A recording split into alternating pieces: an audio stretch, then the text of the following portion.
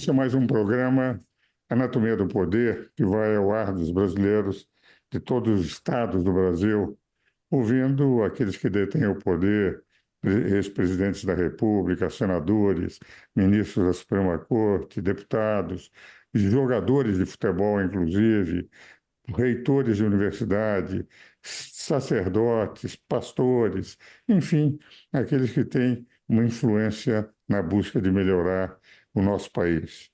E hoje eu tenho a satisfação de ter como convidado um pastor evangélico, o pastor Edio, em que nós vamos falar sobre trabalhos sociais, sobre a importância de cuidar daquela população mais carente, dos valores cristãos que realmente, enfim, formataram a civilização cristã. É interessante que na filosofia do século XVII, XI, XII, XIII, era uma filosofia cristã. O grande mérito cultural da humanidade, o maior presente cultural que a humanidade recebeu foi a universidade, que foi, enfim, uma criação da Igreja cristã, o que vale dizer, no metade da Idade Média, em pleno século, por exemplo, a Universidade de Sorbonne, é o pai de Sorbonne que deu o nome. O que vale dizer, nós temos um papel, os cristãos, extremamente importantes em tentar fazer este mundo melhor. E hoje vamos ouvir um pastor que tem tido a sua vida dedicada exatamente à pregação e, ao mesmo tempo, auxiliar os que necessitam, que é o professor e pastor Edio. Meu caríssimo pastor, é um grande prazer tê-lo aqui no programa e eu gostaria que já apresentasse o que os senhores têm feito em trabalhos sociais, etc., para que os nossos telespectadores de todos os estados do Brasil, que a Rede Vida vai para todos os estados do Brasil e do Distrito Federal, aquele trabalho que os senhores têm feito, especialmente aí, aqui no interior de São Paulo. Quero agradecer, em primeiro lugar, ao Dr. Ives Granda pelo honrado convite a mim feito e dizer que é uma honra, é um prazer muito grande, falar com uma pessoa do gabarito, do nível, o Dr. Ives Granda, é um dos maiores, se não o maior, o melhor jurista aí do nosso Brasil. É um prazer muito grande estar aqui com vocês, podendo compartilhar os trabalhos dentro do campo religioso, trabalhos sociais, trabalhos de acompanhamentos à população que vive às margens da sociedade.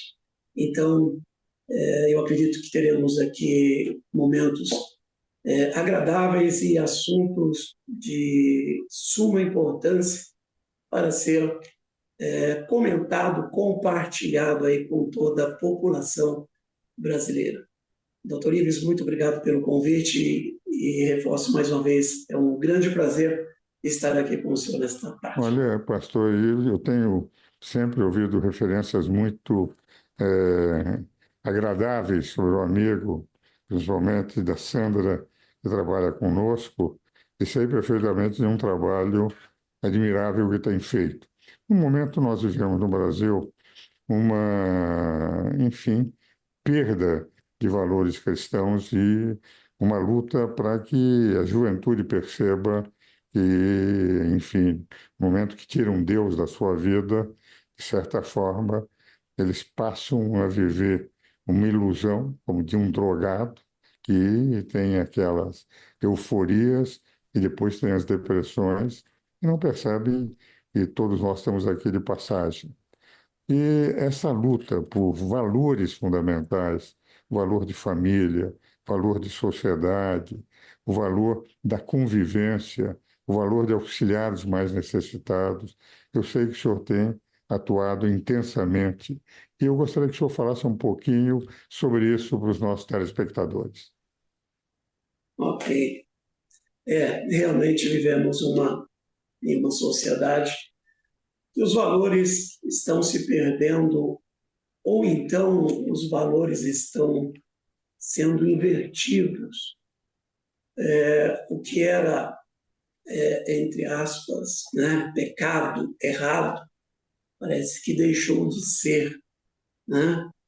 A família vem lutando muito para se manter nessa sociedade pós-moderna, com valores totalmente diferentes, valores criados, né, da nova era. E nós sabemos, doutor Ives e todos os que nos acompanham neste momento, que a família ela é o esteio da sociedade. É na família que o sujeito, que o indivíduo aprende os valores da vida, os limites da vida. A educação básica é importante. Esse indivíduo, essa pessoa, está inserida aí dentro deste campo familiar, né? Deste núcleo familiar. É notório, doutor Ives, que as pessoas que mais apresentam problemas, até psicológicos, pessoas, como já foi citado aqui, né, pela sua pessoa, que acaba adoecendo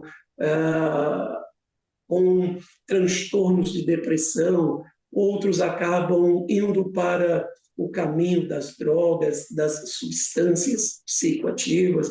E eu posso afirmar, né, com toda convicção de que 90% dessas pessoas, principalmente aos que se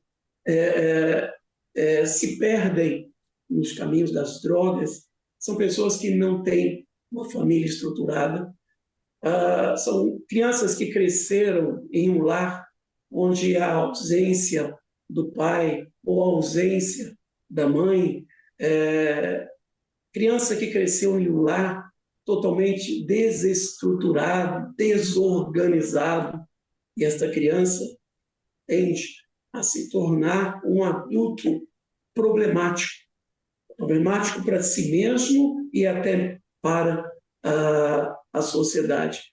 Então, quando nós falamos dos valores cristãos, quando nós falamos da religião, independentemente de nome, né, se é o católico ou se é o evangélico, mas a religião ela tem um papel muito grande, fundamental e importante na formação dessa pessoa e até também no acolhimento a esta família, que já vem enfrentando dificuldades em todos os aspectos sociais. Então, falar de valor ético, valor cristão, né, nós já podemos citar as consequências, conforme já dito aqui, falta política pública de acolhimento, de uma atenção melhor a essa população carente, a essa população que vive, né, como disse, às margens da sociedade. A família, doutor Ives, é o núcleo de fundamental importância onde a pessoa se desenvolve, onde a pessoa pode adquirir uma estrutura psíquica, né, capaz de capacitá-la para transcorrer todo o tempo da sua vida. A gente vê muitos jovens perdendo a sua vida, né, com overdoses, acidentes de trânsito por conta de uso do álcool e coisas assim. Então, é importante falarmos, sim, a igreja, a religião, não vou dizer a igreja em si, citando essa ou aquela, mas a religião como um todo tem um olhar específico para essa questão. A religião como um todo acolhe essas pessoas, dá atenção a essas pessoas e ajuda essas pessoas na medida do possível, porque nós somos também bastante limitados. Nós trabalhamos em comunidade, nós ajudamos na medida que nós recebemos, mas temos um trabalho social, uma pena não posso dizer de longo alcance por conta das condições né, em que a igreja também não tem a condição de ampliar essas famílias atendidas. Nós podíamos passar a tarde somente nesse tema, somente nesse assunto aí, doutor Ives. Não, mas nós estamos terminando esse bloco, mas há um aspecto interessante. O Constituinte, quando colocou no artigo 226, a família é a base da sociedade e o Estado tudo fará para protegê-la, foi numa visão cristã. E quando falava em família, deixando claro, uma família constituída, fala lá na Constituição, no artigo 200, homem e mulher. Aquela família, enfim, própria daqueles que constituem a célula máter da sociedade.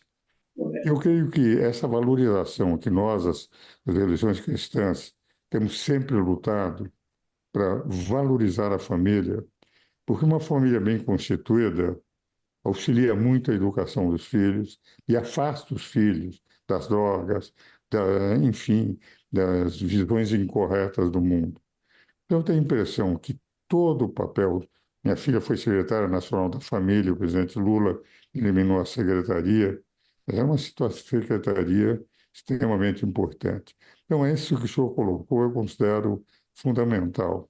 Célula máter, assim que começa o 226, capítulo da família.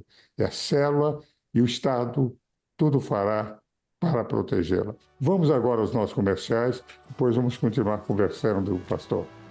Ok. Continuidade ao programa Anatomia do Poder, hoje tendo a grande satisfação de conversar com o pastor Egui Édio, que, de rigor, tem trabalhado muito na defesa da família e, ao mesmo tempo, na formação da juventude, procurando, com a boa nova do cristianismo, com aquilo que Cristo nos ensinou, fazer com que os jovens compreendam que o futuro de um país depende dessa célula máter, que é a família, mas nós temos uma obrigação com os outros, aqueles que necessitam, nas obras sociais, e em que ele também tem um papel importante na comunidade que está sob a sua tutela.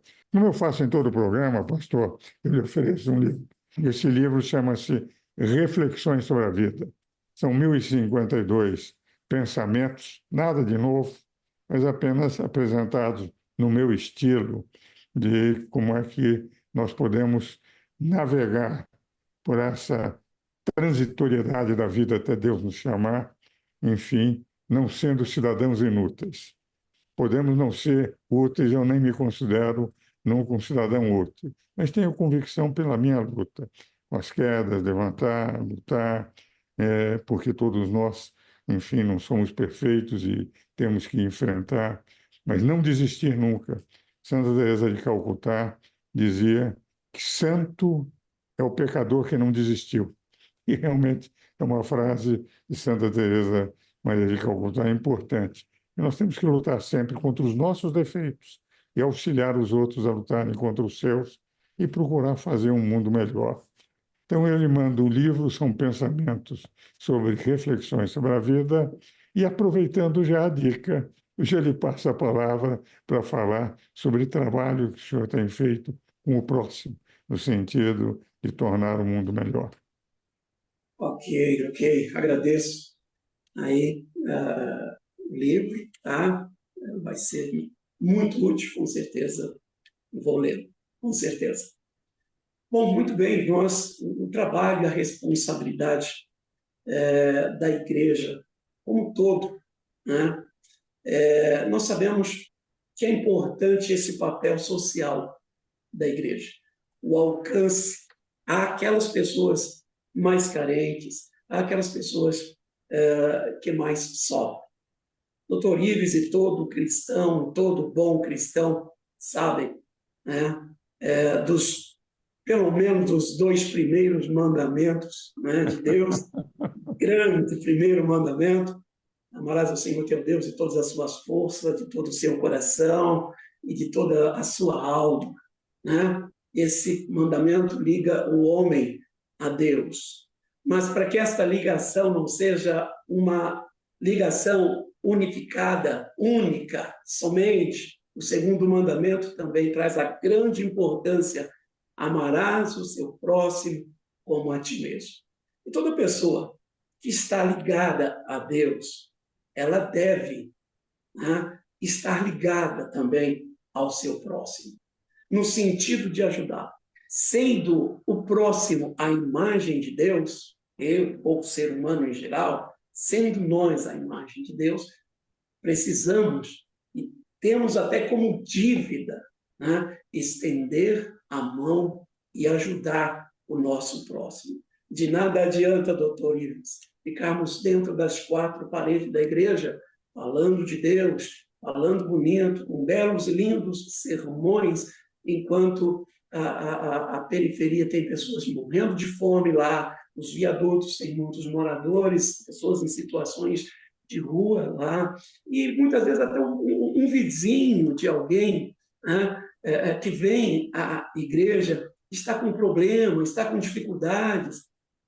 Nós vivemos uma sociedade onde as pessoas estão se isolando, cada um na sua ilha, com a modernidade tecnológica, as pessoas estão perdendo o contato pessoal, o olho no olho, né? O afago, o abraço, sentir o calor humano. Parece que o calor humano está em extinção. Então, nós, como cristãos, temos a responsabilidade, né, de fazer valer o segundo mandamento, porque se o segundo mandamento não existir, o primeiro mandamento deixa de ser verdade. Como é que eu posso estar ligado a Deus se eu não estiver ligado com o meu próximo? Se eu não estiver conectado com a vida real daqueles que mais sofrem? Como cristãos que somos, eu, doutor Ives, e todos, muitos, né, que nos ouvem neste momento, sabem a história de Jesus Cristo. Jesus Cristo não ficou dentro de uma igreja com os sacerdotes, os escribas, os anciãos.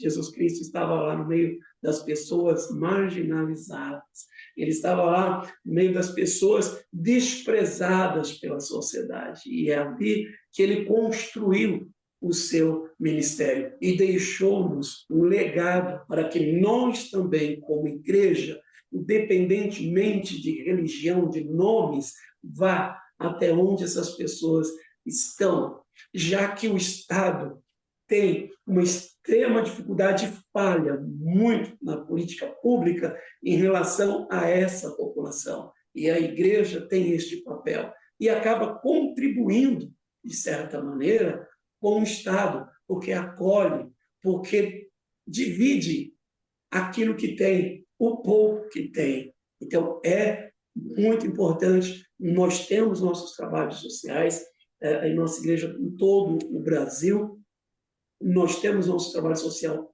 na nossa filial, em nossa filial aqui em Atibaia, ajudamos famílias, visitamos famílias, buscamos conhecer a família, o histórico da família, os maiores problemas que essa família enfrenta, e geralmente as famílias são muito sofridas, laceradas pela vida, pelo sofrimento, pelo abandono, né? É o filho que às vezes nasceu uma deficiência, o pai abandonou, foi embora, a mãe precisa trabalhar, e esse filho, quem cuida desse filho? E a mãe, e esta família como toda acaba perdendo aquele lado social de ser, de interagir com pessoas, de conhecer pessoas, de poder se abrir e falar das suas dificuldades, dos seus problemas.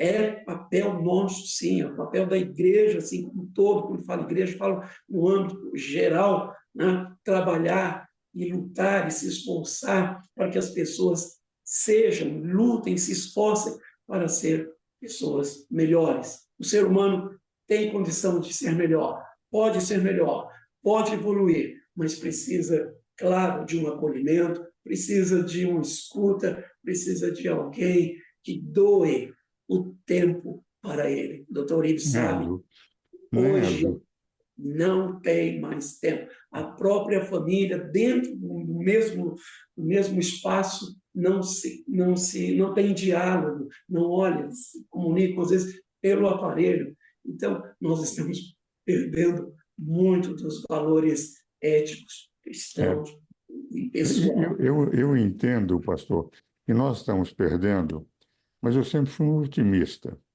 Se nós analisarmos a própria evolução do cristianismo, quando se tem a impressão que os primeiros 300 anos com perseguição, a ótima perseguição de Diocleciano, 13 anos depois, era reconhecida a religião católica por Constantino, ou na cristã, na época, era só que. E se nós analisarmos os períodos, por exemplo, da Revolução Francesa, quando não queriam Deus, o Deus era a razão, né? De repente volta, lembrando um pouco aquela teoria do Vico, em que ele dizia que a humanidade evolui por espirais. Sempre a espiral mais baixa, entende, da última espiral é mais alta que a espiral mais baixa da anterior. Hoje nós temos, por exemplo, a Declaração Universal dos Direitos Humanos, que é uma declaração cristã, de um justnaturalista, que foi René Cassin. Então, eu tenho a impressão que nós estamos passando, mas enquanto nós continuarmos a ter o senhor, aqueles de todas as religiões cristãs, que defendem esses valores, nós temos esperança que nós podemos mudar o mundo. Estamos num momento difícil. O importante é não desistir. Não desistindo, vamos em frente. Pastor, eu Correto. queria que o senhor agora, com as últimas palavras aí para os nossos telespectadores, procurando mandar a sua mensagem especial para todos os telespectadores de todo o Brasil. A Rede Vida tem uma rede de contato com cidades do interior, etc., em todo o Brasil, tão grande quanto a da Bandeirantes, de tal maneira que essa mensagem no interior penetra intensamente. Então, as suas palavras finais, agradecendo muito a sua presença no meu programa. Eu que agradeço a oportunidade. Deus criou o homem com um dispositivo que todos têm, chamado fé. Então, bem disse aí o doutor Ives, não podemos desistir. E não desistimos mesmo, nós somos daqueles que acreditam, que trabalham, que se esforçam, que lutam, né, por um mundo melhor, por pessoas também melhores, transformadas e abençoadas. O que eu quero deixar para todos os nossos telespectadores é esta palavra, fé. Todo ser humano tem a capacidade para acreditar, tem a condição para acreditar. Então, acredite sempre, nunca perca a sua fé. Deus, ele sempre fortalece as nossas vidas, ele sempre nos ajuda com as nossas dificuldades, ele sempre consola o nosso coração quando nós estamos em dificuldades, em angústia, tristeza e dor. E às vezes, doutor Ives, essa dor, ela não é física, ela é da alma. É como curar uma dor na alma. Poucas pessoas sabem, né? O antidepressivo não resolve, o ansiolítico não resolve, dá uma amenizada, mas o efeito passa e a dor volta, né? Então, essa dor na alma só pode ser curada pela fé, né? Pela posição, como o doutor Ives acabou de dizer, de não desistir, de acreditar que nós nascemos para vencer e através da nossa fé nós vamos vencer. Então acredite, nunca perca a sua fé. Agradeço muitíssimo ao pastor Édio, que realmente deu uma mensagem de otimismo, de fé. E lembrando sempre a todos os nossos telespectadores, a oração que Cristo nos ensinou, ele dizia e começava: Pai Nosso, autorizando a todos os seres humanos chamar o Senhor nosso Deus de Pai. Temos que ter fé, como ele disse. E com fé não há nada que possa nos destruir. Mesmo nos momentos mais difíceis, aquele que tem fé sabe que Deus está do lado e nós conseguimos vencer as dificuldades, as turbulências. Mesmo quando, para os olhos do mundo, todos possam nos criticar, aos olhos de Deus, nós estaremos cumprindo a nossa missão na Terra. Meus caros telespectadores, muito obrigado pela audiência e os espero novamente no próximo domingo.